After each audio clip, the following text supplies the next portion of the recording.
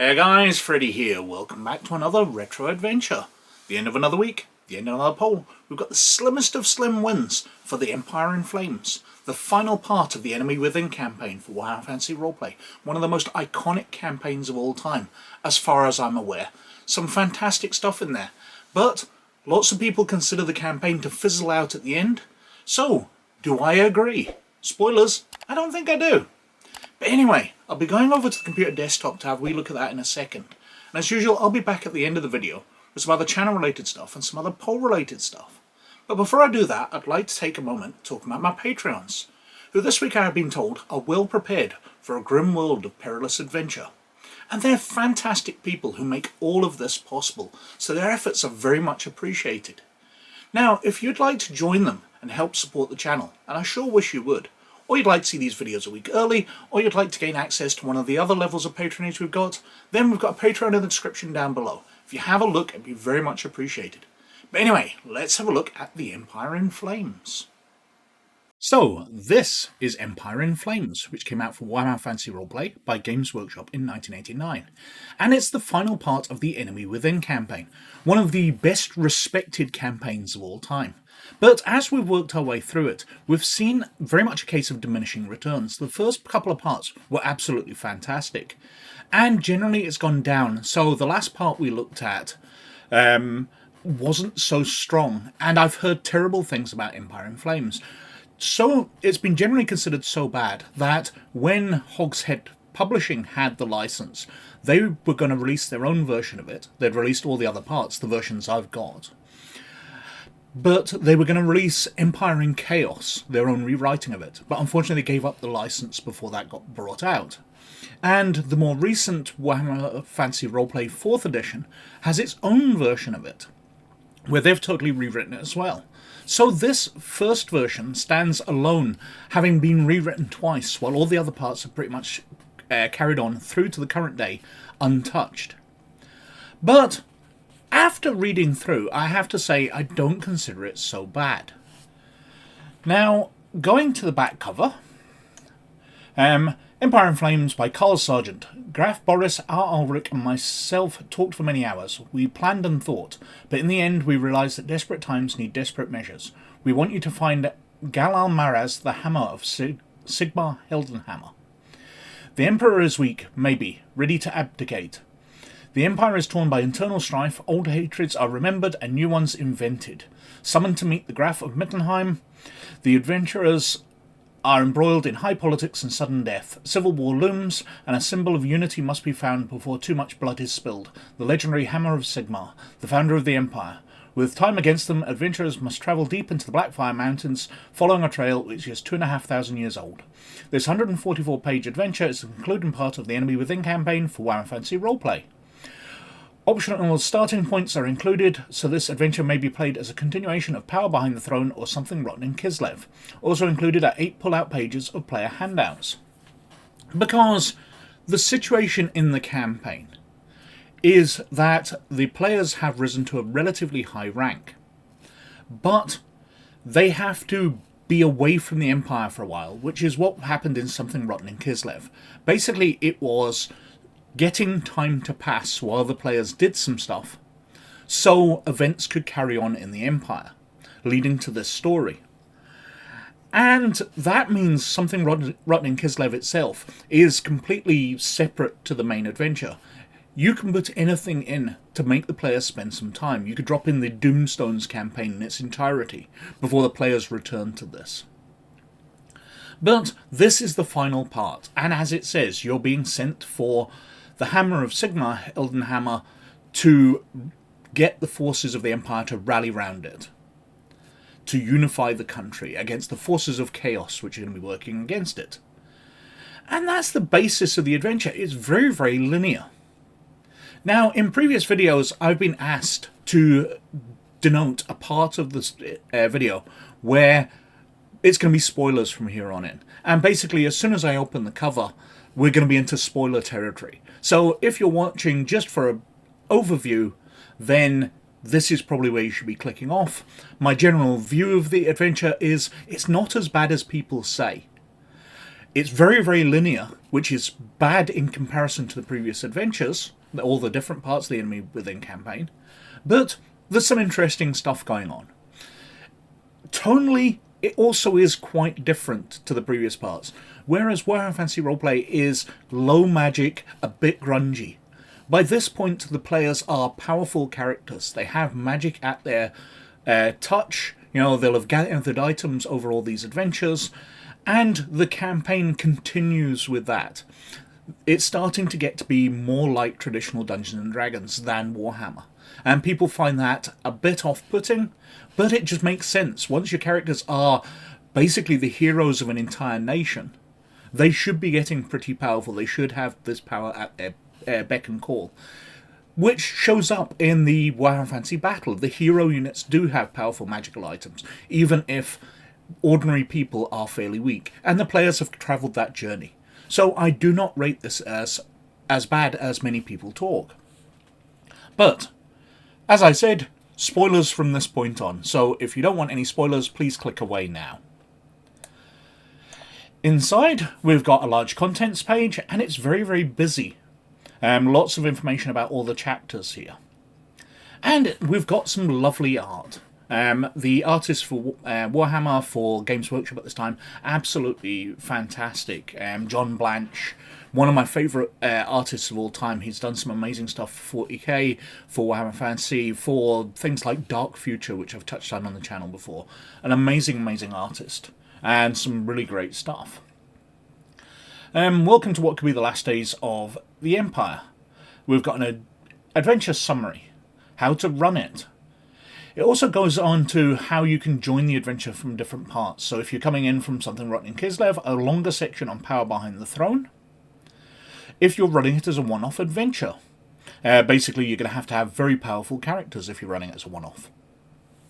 And the players start off. This part of the adventure requires the PCs to escort Anastasia Shalepin and her chaperone Katerina Bukharin to Talabheim. They are then summoned to Altdorf by Graf Boris Todbringer, who's been one of the major characters throughout the campaign. And this is a fairly standard journey. It's getting them back into the Empire from where they've been. There's various rumours and things as the players catch up on what's been happening while they've been away.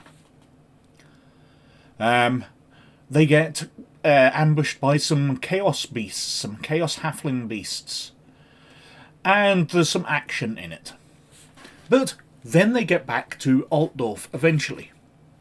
And this is where things kick off, because the Emperor dies. While it said on the back cover that he's weak and he needs support, he's dead. So this is where the Empire is going to become divided, because different people are going to be competing to become the new Emperor.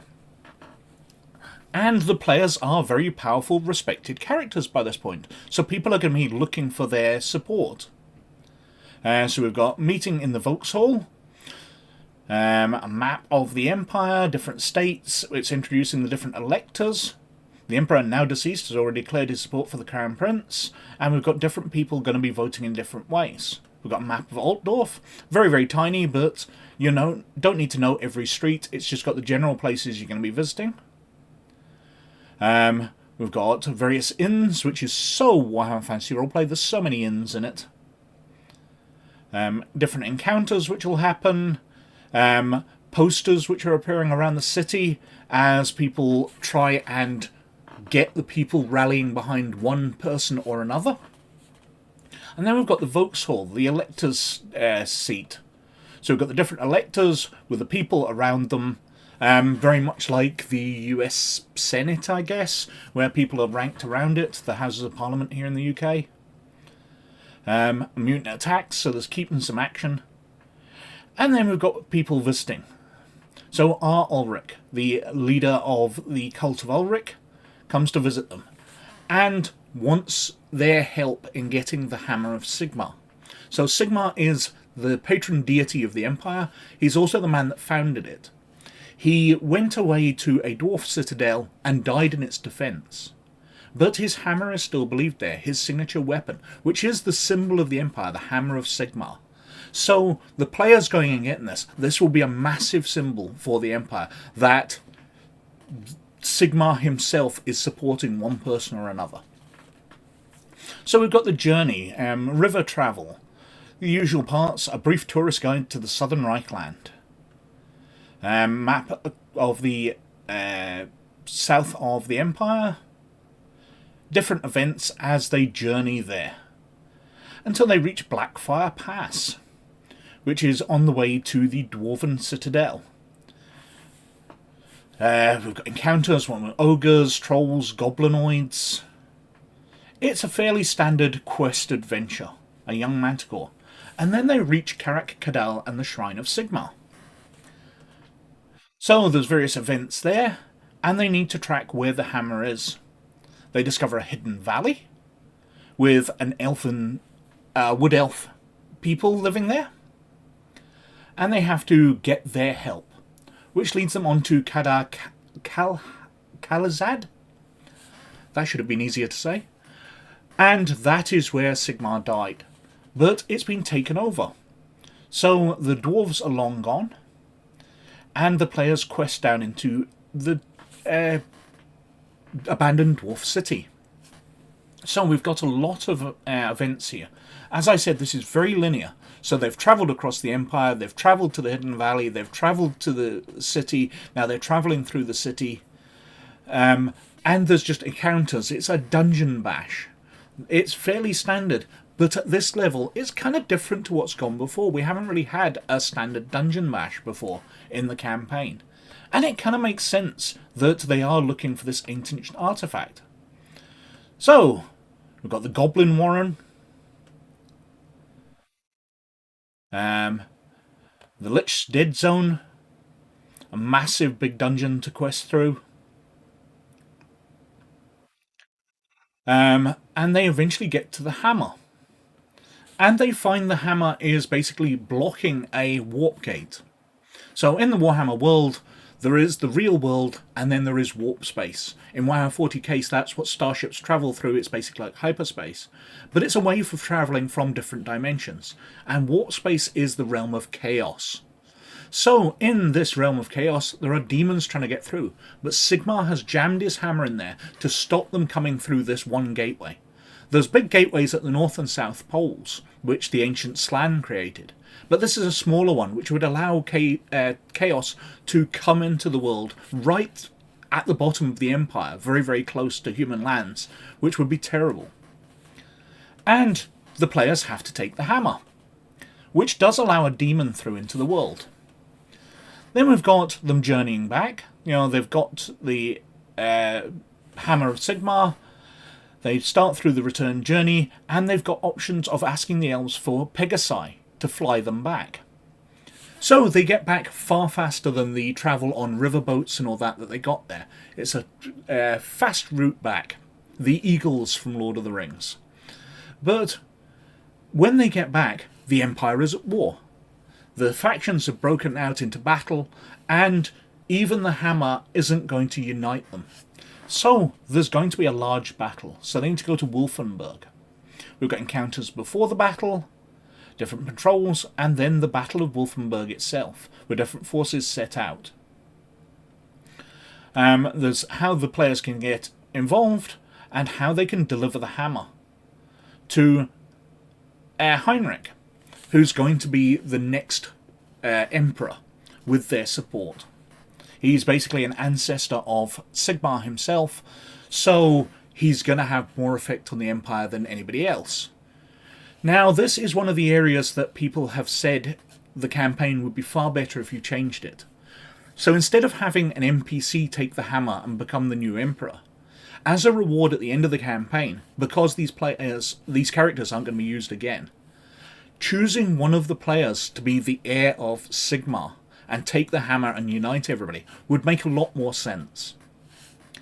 And just that one change, people say, improves the campaign a lot, or this final part of it.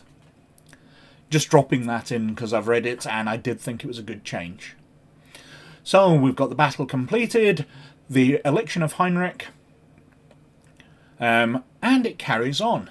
Because, as I said, when they took the hammer away from the warp gate, a demon came through. and it still has to be dealt with. So it is the final evil, a demon that fought Sigmar and has been trapped there ever since, and is now out for revenge on Sigmar's legacy and his ancestors and the Empire itself. So we've got an ordinary journey back to Altdorf at the Temple of Sigmar, and we come up, there's a coronation, and the demon attacks, the demon fights, and they get to face off against this demon of Tzeentch, and hopefully the players will defeat it. It will be a mighty foe because it is a full demon. By this point, they're stacked up with magical items, and they are very powerful. They've had, I think the adventure recommends, like 1,500 experience at the start, which is loads and loads. And then the players are hailed as heroes of the Empire. They have brought back Sigmar's hammer, they have defeated the demon that Sigmar himself fought, and they have appointed a new emperor. They are extremely powerful, they are extremely influential, and they are hailed as heroes of the Empire. So we've got different people's reactions to it, what's happening with the politics in it, and how they're going to rebuild it. And we've got a long section with experience awards for every single section of the campaign, profiles of different characters, going right through to the end, loads and loads of characters, the Goblin Warren characters, the Mountain Folk, the What Road to Wolfenburg, different captains in the army. I believe the demon was in there as well.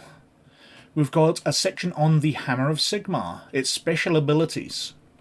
Loads and loads. It's not just a +1 weapon, it's got all these different spells. It has causing additional damage, lesser death rune against goblinoids, so it instantly kills goblins, hobgoblins, orcs, black orcs, half orcs, or snotlings. There's the stats for the demon, and its different chaos changes because it is warping the world around it. And then we've got the handouts, as we saw throughout the adventure, and that's it. Now, as I said, it's considered to be a weak ending because it's very, very linear. But there's so much going on here, and it is a high-power, very climactic battle. They fight a demon that's Sigmar himself. They deal with his hammer. They decide who the next emperor of the Empire itself is going to be. These are really high-level things, and I think players would talk about this because they would feel it's very, very influential. So, that was the Empire in Flames, and that won the poll this week with some 31% of the vote. Only 1%, and I think a single vote ahead of the second place, which was The Lost City for Dungeons & Dragons, which came in on 30%. And that dominated the poll to start off with Empire in Flames overtaking it, but then Lost City started to surge again towards the end. And I think if the poll had gone on another couple of days, Lost City maybe would have won, especially with only one vote between them. But alas, not this time. But it's kind of only right, because the Empire in Flames has been in the poll a couple of times in the past, so it's right it gets its time in the sun. The Lost City will put in a future poll, and I'm sure it'll win then, because it did get a good showing. In third position was A View to a Kill for the James Bond 007 RPG, which came in on 24%. And in last place was The Vanished for Star Trek, which came in on only 15%. But we'll go through different Star Trek adventures. I'm sad that we didn't get to cover that. I've had loads of fun looking through Star Trek adventures in the past, but there are so many to get through, so I'll keep cycling through them, and eventually one will win, and we'll get a chance to look through these great old Phasma adventures. But as usual, they're all cleared out of the poll, and we're going back to a retro RPG poll. And I've very much been enjoying looking at older RPGs. So, 3 of these are from the early 80s, the very early 80s. So first up, we've got Star Frontiers by TSR, which came out in 1982. Now, Star Frontiers is a space game. It's very much like Traveller. Some of the early adventures I saw published in role-playing magazines were for Traveller and Star Frontiers. They doubled up and just changed the stats because they did find them fairly interchangeable. But it's a TSR game. It was recently getting a sort of pirated copy getting released by a new version of TSR, but Wizard of the Coast clamped down on that because they still own the copyright. But it's a great old game. I've got some of the rule books, so I might cover the physical copies if it wins, or I might have to use some digital copies because I don't think I've got the entire box set anymore.